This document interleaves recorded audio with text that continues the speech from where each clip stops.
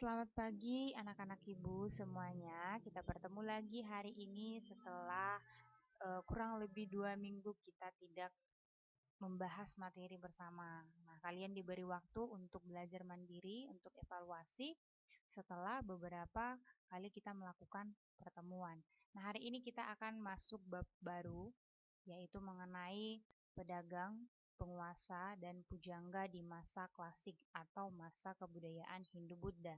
Nah, untuk pertemuan hari ini kita akan bahas terlebih dahulu mengenai apa yang menjadi pengaruh dari masuknya kebudayaan India. Nah, kira-kira pengaruh apa yang diberikan kebudayaan India ke penduduk Indonesia? Nah, perkembangan kebudayaan Hindu-Buddha itu sudah berlangsung lama sekali di Kepulauan Indonesia. Nah, dalam bab ini nanti kita akan bahas lagi lebih lanjut bagaimana kehidupan penduduk Indonesia setelah mengenal tulisan. Nah, masa Hindu-Buddha ini itu disebut juga sebagai masa klasik. Nah, disinilah masuk unsur-unsur dari Hindu-Buddha itu atau unsur-unsur dari India itu masuk ke Indonesia. Nah, kita lihat di sini proses penyebaran agama Hindu-Buddha di Indonesia. Nah, kira-kira apa yang menjadi faktor-faktor sehingga Hindu-Buddha itu boleh atau menyebar ke Kepulauan Indonesia? Yang pertama di sini adalah faktor letak Indonesia. Nah, seperti yang kita ketahui bahwa posisi Indonesia itu atau letaknya itu sangat strategis, terletak di antara dua benua, yaitu benua Asia dan Australia. Nah, jadi posisinya itu adalah posisi silang. Jadi misalnya kalau Cina ingin pergi ke India, itu harus melewati Indonesia terlebih dahulu. Nah, ini menjadi daerah persimpangan, dikatakan di sini menjadi daerah persimpangan lalu lintas perdagangan dunia atau daerah persinggahan negara-negara. Nah, itu dia yang dimaksud di sini. Letaknya itu sangat strategis. Itu harus melalui Selat Malaka. Apalagi sekarang jalurnya itu adalah melalui jalur laut, tidak lagi melalui jalur darat. Nah, kemudian faktor yang berikutnya itu adalah iklim. Nah, iklim itu memiliki peranan yang cukup penting terhadap terjadinya hubungan Indonesia dengan India. Nah, jadi di sini Indonesia itu mengalami ketika misalnya Indonesia mengalami musim hujan, nah ini adalah kesempatan pedagang India untuk melakukan pelayaran untuk berdagang ke Indonesia. Mereka memanfaatkan angin muson.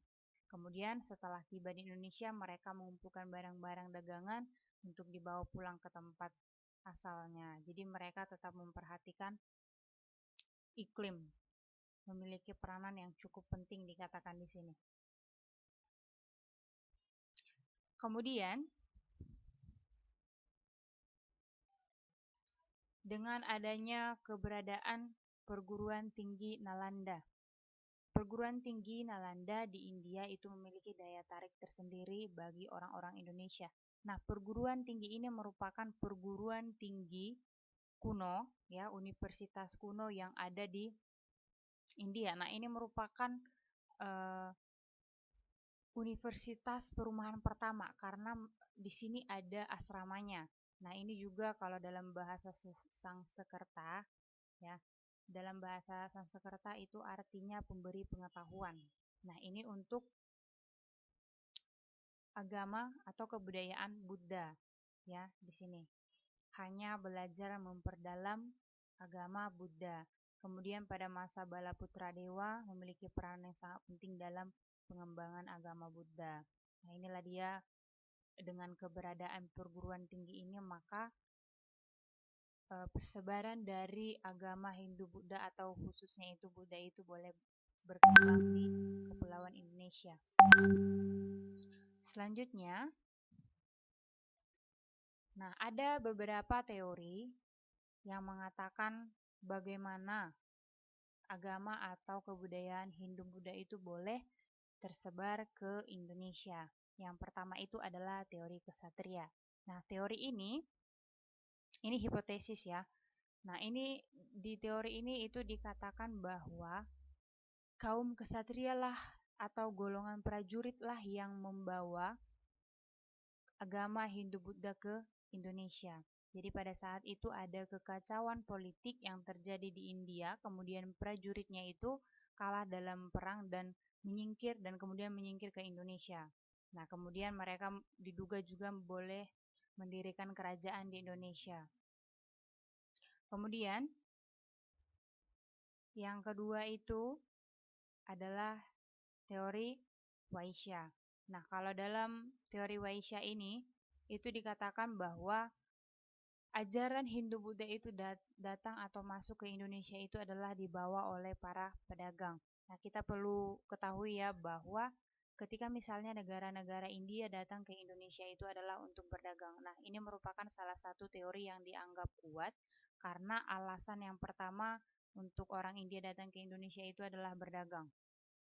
Adanya perdagangan antara Indonesia dengan India yang kemudian melakukan penyebaran penyebaran budaya Hindu-Buddha. Nah, jadi ketika misalnya orang India itu melakukan perdagangan di Indonesia, itu mereka harus memperhatikan iklim tadi ya. Mereka harus memperhatikan iklim, kemudian arah anginnya itu mereka harus perhatikan untuk bisa kembali. Nah, kalau misalnya arah anginnya atau iklimnya itu sedang buruk, maka mereka akan menunggu terlebih dahulu di Indonesia untuk menunggu iklim yang baik untuk bisa kembali ke negaranya. Nah, dengan waktu menunggu itu, maka itu menjadi peluang bagi orang-orang India untuk bisa menyebarkan budaya Hindu-Buddha. Mereka menggunakan kesempatan itu untuk menyebarkan budaya Hindu-Buddha. Itulah dia yang dimaksud dalam teori Waisya. Kemudian selanjutnya itu adalah teori Brahmana. Nah, teori ini mengatakan bahwa kebudayaan atau agama Hindu-Buddha itu dibawa oleh pendeta. Nah, namun di sini ada kelemahan dari teori ini karena katanya kaum-kaum Brahmana ini itu tidak boleh menyeberangi laut. Ya, ini menurut penganut Hindu yang kolot. Nah, itulah yang menjadi kelemahan dari teori ini. Kemudian selanjutnya itu teori arus balik. Nah, dalam teori ini ada orang-orang Indonesia yang merantau ke India ya, merantau ke India. Kemudian mereka kembali ke Indonesia. Nah, pengetahuan yang mereka dapat di India itu mereka sebarkan ke penduduk Indonesia.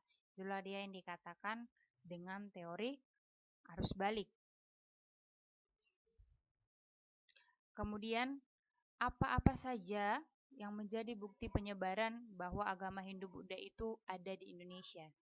Nah, yang pertama itu kita bisa lihat dari bahasa. Nah, wujud dari akulturasi. Nah, kalau akulturasi itu berarti penggabungan dua kebudayaan tanpa menghilangkan budaya aslinya. Nah, kira-kira kalau dalam bahasa, apa buktinya bahwa agama Hindu-Buddha itu tersebar ke Indonesia? Yaitu penggunaan bahasa Sanskerta pada awalnya banyak ditemukan di prasasti. Nah, inilah yang menjadi peninggalan kerajaan Hindu-Buddha, yaitu pada abad ke-5 sampai ke-7. Di sini ada contohnya, yaitu prasasti Yupa dari Kutai. Nah, ada lagi beberapa bukti bahwa agama Hindu-Buddha itu tersebar di Indonesia, yaitu dilihat dari bahasa.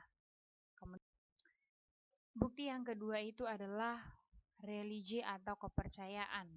Dengan masuknya agama Hindu-Buddha ke Indonesia, masyarakat Indonesia mulai menganut atau mempercayai agama-agama tersebut. Nah, ini juga bisa kita lihat bahwa ada 6 agama yang dianut oleh masyarakat Indonesia. Ya, itu ada 6 dan di antara yang ke-6 itu adalah agama Hindu dan juga agama Buddha.